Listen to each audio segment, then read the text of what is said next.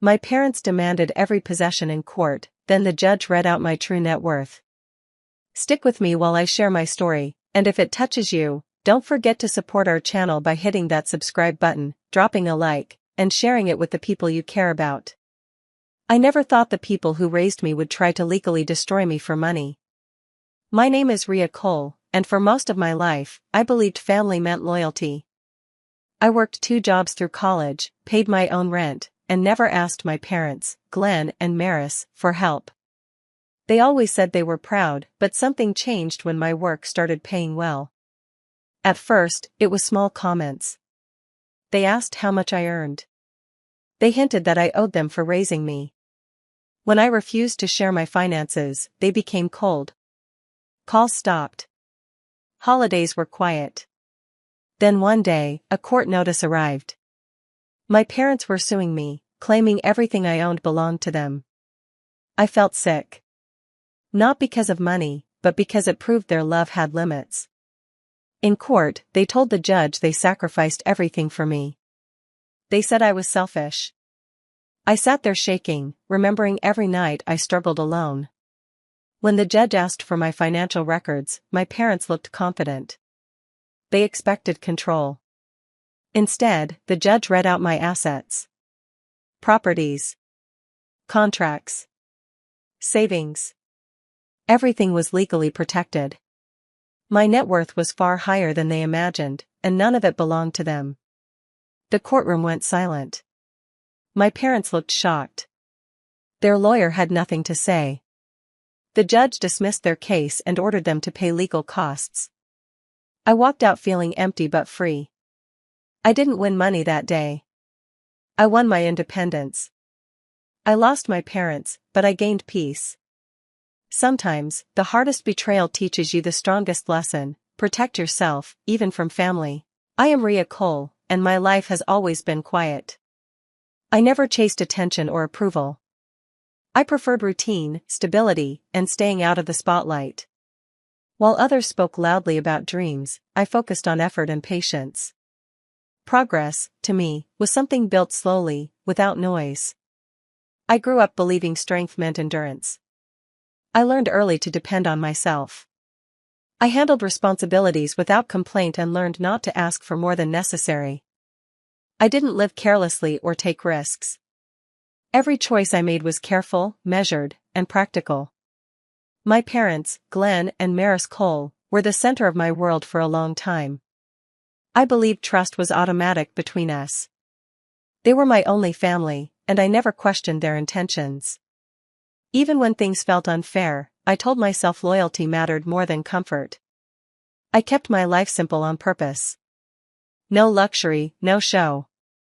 I worked quietly, saved carefully, and stayed disciplined. I didn't talk about achievements or plans.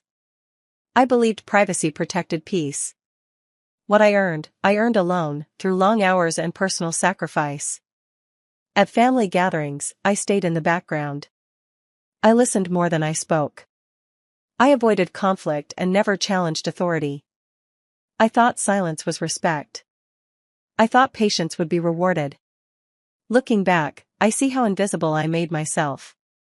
I confused obedience with safety.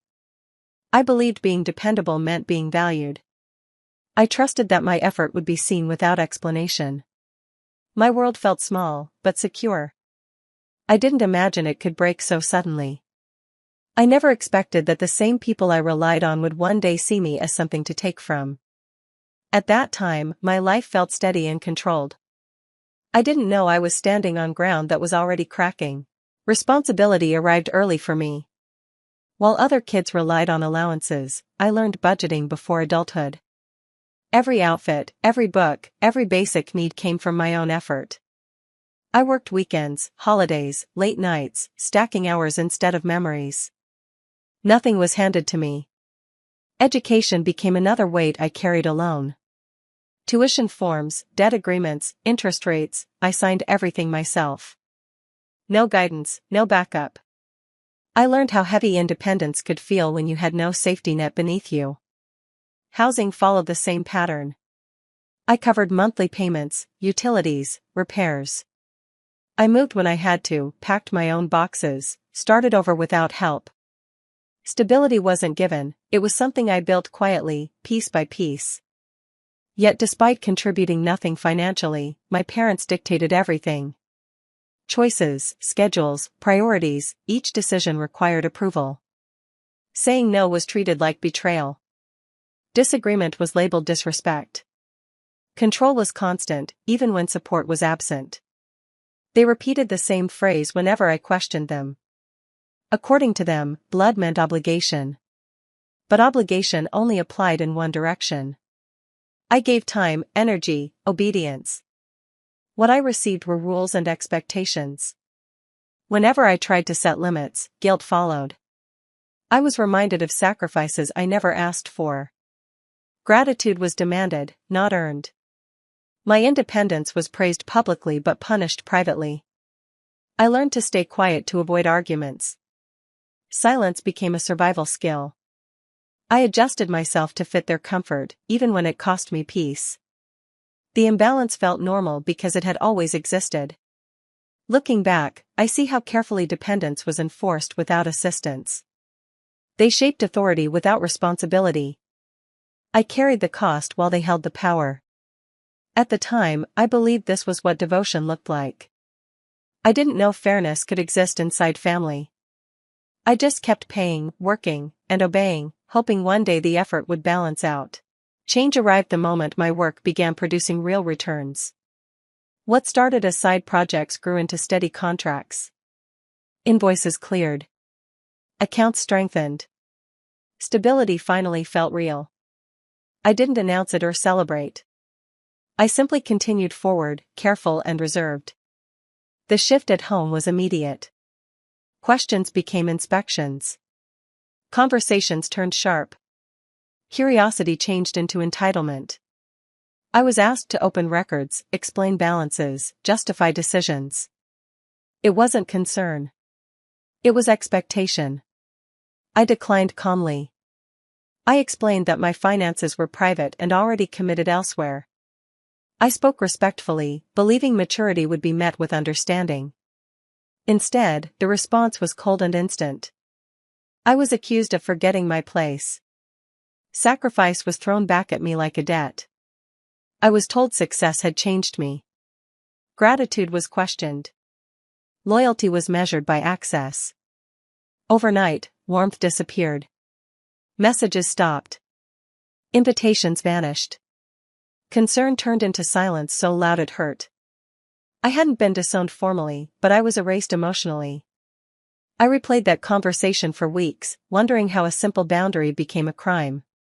I hadn't insulted anyone. I hadn't refused help in a crisis. I had only said no. The hardest part wasn't the distance. It was realizing affection had conditions I never agreed to. Support existed only while I remained manageable. I felt something break inside me then. Not anger, clarity. I understood that approval had always depended on compliance. Independence threatened control, and control mattered more than connection. That moment reshaped everything. I stopped explaining myself. I stopped chasing reassurance. I focused inward, protecting what I had built quietly over years. The betrayal wasn't loud or dramatic. It was subtle and final. Love didn't disappear slowly.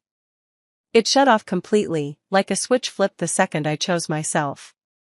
That was when I learned success can reveal intentions faster than failure ever could. Time passed quietly after the separation. I adjusted to the absence and rebuilt routine without expecting reconciliation. Life felt tense but manageable, until one afternoon when a uniformed courier knocked at my door. He asked for my signature, handed me an envelope, and left without explanation. Inside were legal documents. Dense language. Official seals. My hands trembled as I read line after line. The claim was unreal. The plaintiffs were the two people who brought me into the world. They weren't asking for help. They were demanding ownership. The filing stated that my entire estate belonged to them. Earnings, holdings, future income, everything. The reason given was parental contribution. According to the claim, providing food, shelter, and guidance entitled them to lifelong repayment. I sat on the floor staring at the pages, feeling detached from my body. This wasn't an argument or a threat. It was formal, deliberate, and planned. Someone had spent time preparing this. Someone had decided I was something to collect from. The language was cold. It reduced my life to numbers and obligations. My effort was rewritten as borrowed success. My independence was framed as theft. I was described not as a daughter, but as a return on investment. There was no warning. No conversation. No attempt at resolution. Just summons and deadlines. It felt like a final step, not an emotional reaction. This had been considered, discussed, and approved. Fear followed disbelief. Not because of loss, but because of what it confirmed. There was no misunderstanding left to resolve. This was intention made visible. I contacted legal counsel immediately. Every sentence of the complaint was analyzed, each accusation documented. What hurt most wasn't the demand, it was the certainty behind it. That envelope marked the end of illusion. Any remaining doubt disappeared. This was no longer about family conflict. It was a calculated move to take control by force. Standing there with those papers in my hands, I understood something irreversible had begun. The line between parent and adversary had been crossed, and there was no path back. That night, I locked the door and sat on the floor until dawn. The room felt smaller than ever. My chest hurt in a way I couldn't explain. Tears came without warning, heavy and constant, soaking into my sleeves. It wasn't panic about property or fear of losing comfort. It was something deeper, something final. I had spent years believing affection was permanent. I thought care survived mistakes, distance, even disagreement. In that silence, I finally understood how wrong I had been. What I felt for them had never been matched equally. The pain came from clarity. Everything suddenly made sense. Every rule. Every demand. Every moment where approval felt earned instead of given. Love had always been tied to obedience. Warmth existed only when I stayed within lines drawn for me. I wasn't being punished for success. I was being challenged for control. The request wasn't emotional. It was transactional. I saw then that the bond one defended for so long was built on expectation, not connection. I pressed my hands against my face, trying to breathe through the realization. I mourned something that never truly existed. The grief wasn't for what I lost, it was for what I never had. There was no anger in that moment. Only exhaustion. I stopped searching my memory for moments of sincerity. The pattern was too clear to ignore now. I felt small, but also awake. The illusion shattered completely. I accepted that I was no longer viewed as family, but as possession. Not a person with boundaries, but an asset to be claimed. That understanding hurt more than any threat. It stripped away hope. Yet beneath the sorrow, something solid formed. Resolve. I wiped my face and stood up slowly. That breakdown marked the end of seeking approval. I no longer wanted validation from people who measured worth by control. In that empty apartment, surrounded by quiet, I made a silent promise. I would protect what I built. I would stop apologizing for independence. Whatever came next, I would face it without guilt. That was the night I stopped feeling like a daughter and started standing as my own person. Long before any confrontation surfaced, I had learned to be cautious. Observation taught me more than advice ever could. Patterns revealed themselves through tone, expectation, and reaction. I noticed how authority shifted when dependence appeared. I adjusted accordingly, without announcement. Each decision I made followed a private framework. I separated income streams. I documented agreements. I sought professional guidance quietly, not out of fear, but foresight. Nothing was hidden out of malice. It was preparation born from experience. I avoided verbal promises and relied on written clarity. I kept records organized and updated. Ownership was defined precisely. Responsibilities were outlined in ways that left no ambiguity. I treated my future like something fragile that needed shielding. While others trusted instinct, I trusted structure. I learned which protections lasted and which failed under pressure. I studied outcomes, not intentions. That discipline shaped every move I made. There was no single moment of planning. It was gradual. A response to years of subtle pressure and expectation. I didn't assume conflict, but I accepted possibility. That acceptance changed everything. I never shared these steps with anyone. Silence kept things stable. Explaining would have invited influence. Privacy ensured control remained where it belonged. My work expanded, but so did my safeguards.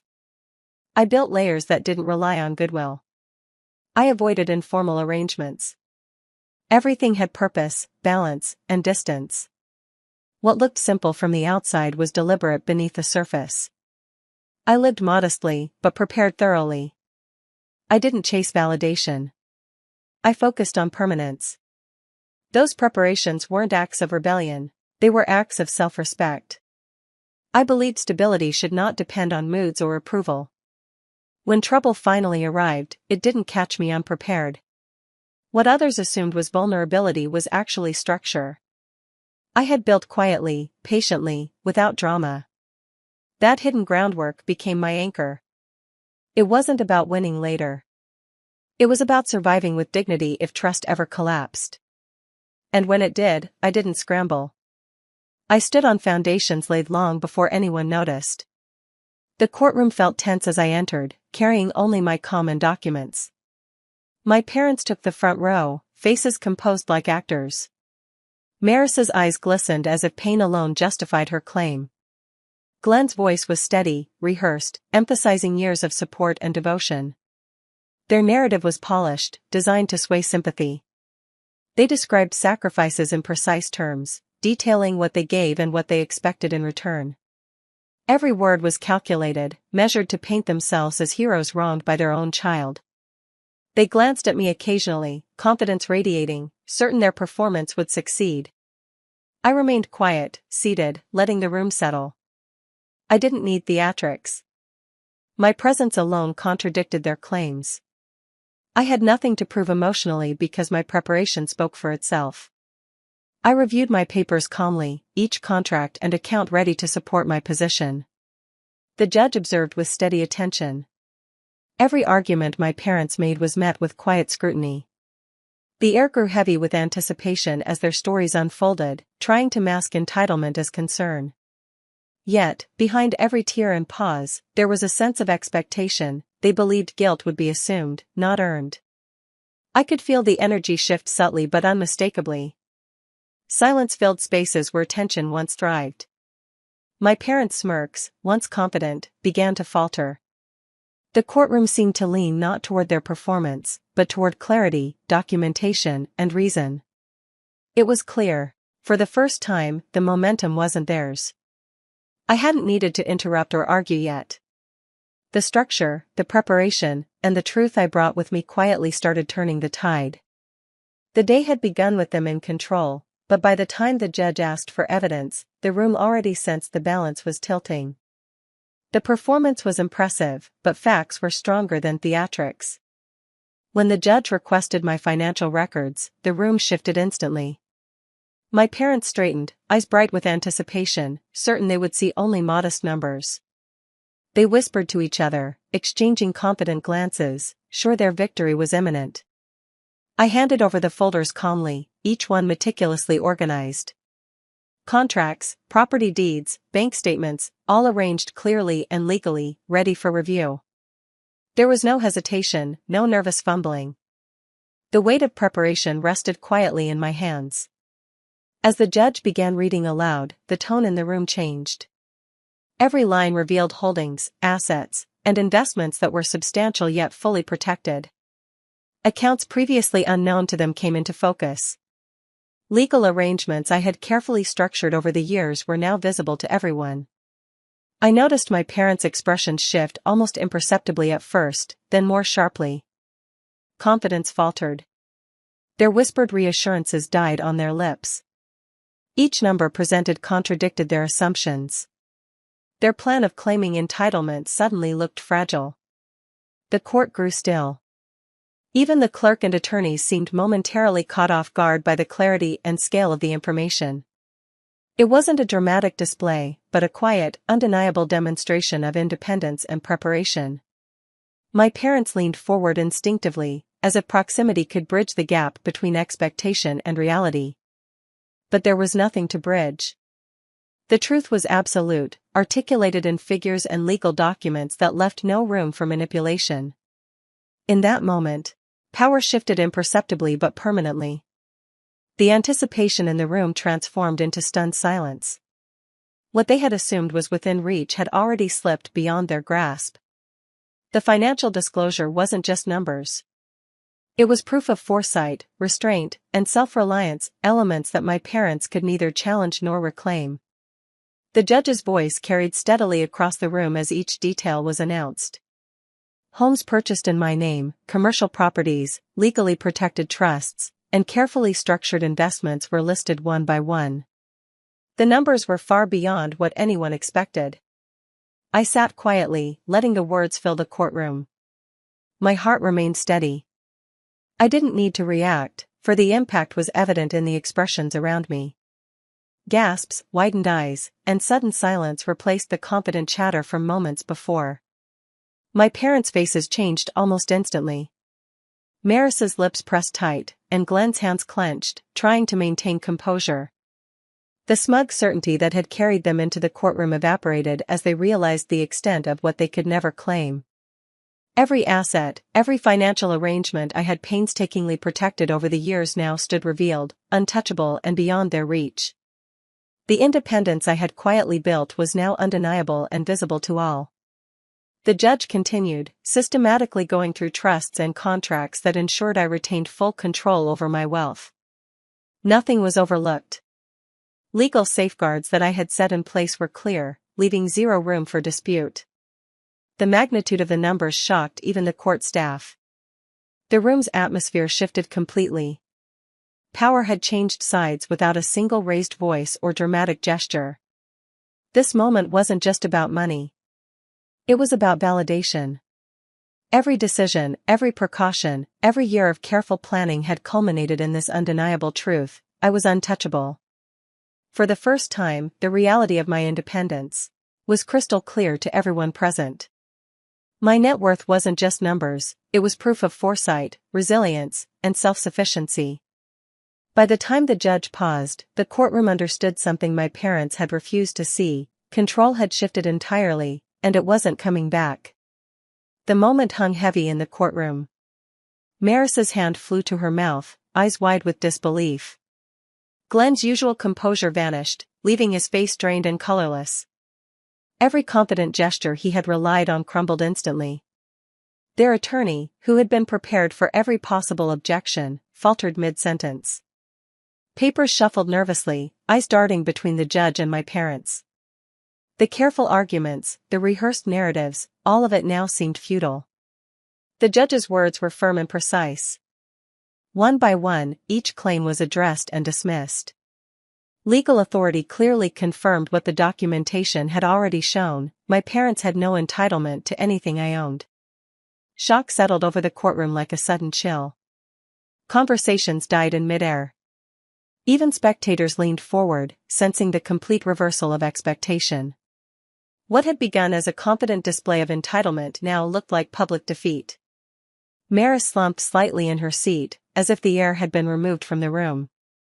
Glenn's shoulders sagged, an unspoken admission of total loss. For years of control, authority, and expectation, nothing remained. The silence that followed carried more weight than any objection could have.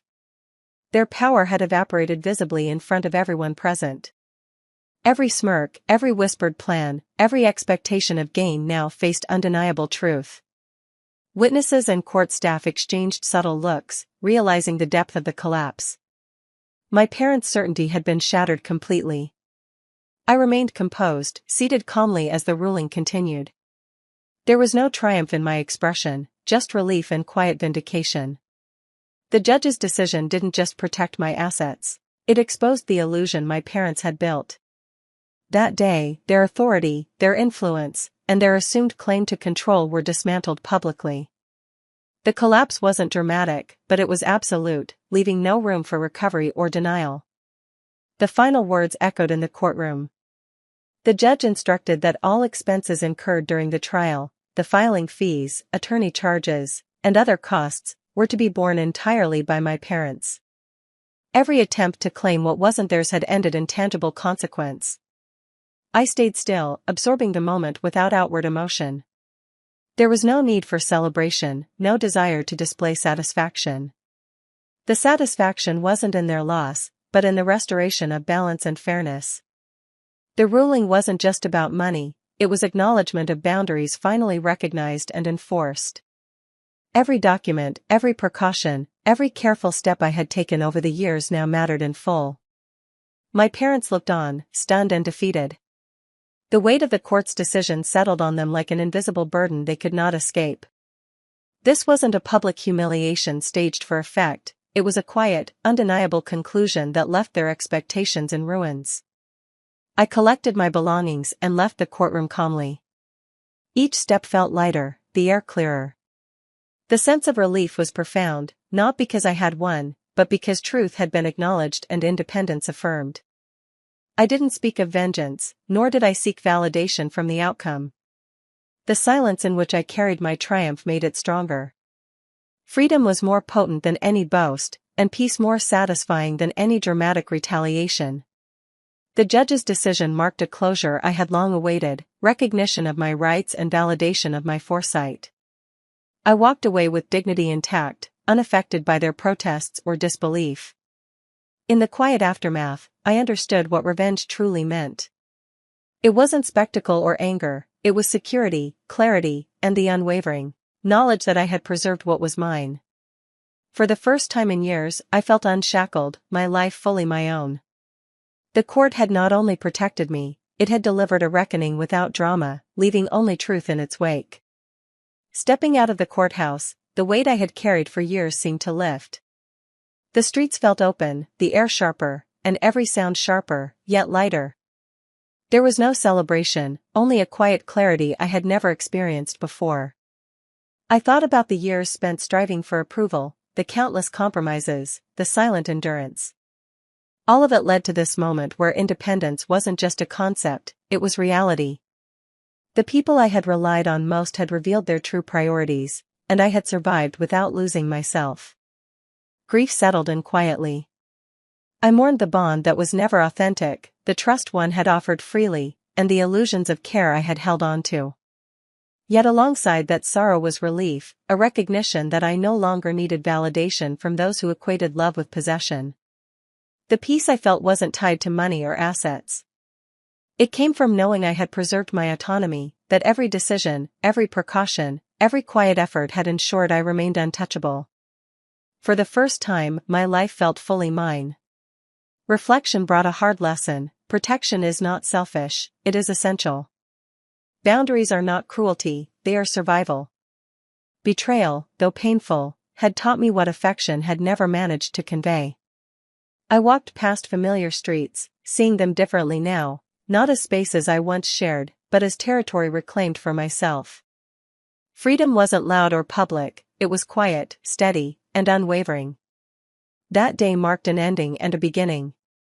I lost illusions and ties I had counted on, but I gained certainty, dignity, and control. For the first time I could breathe fully, live fully, and trust only in the stability I had created. Peace, not anger, was my final reward. Do you think I did the right thing by standing my ground, or should I have tried to give them another chance? I'd love to hear your thoughts in the comments. Subscribe and hit the bell for more stories like mine.